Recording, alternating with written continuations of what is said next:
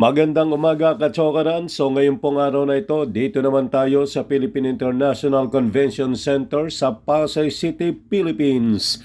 Para po naman sa induction o oath-taking ng mga bagong pharmacy. Sila po yung nagsipasa sa November 2024 examination for pharmacists. At tingnan na rin natin, ito po namang lugar kung saan nagaganap ang napakaraming napakahalagang pagpupulong.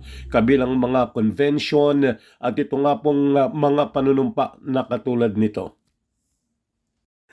At Katsokaran, siyempre, kasama po naman sa mga manunumpa na yan ang aking anak, si Armand Carlo, at ang kanyang mga kasama. Kaya naman, picture-picture kasama ang aming mommy.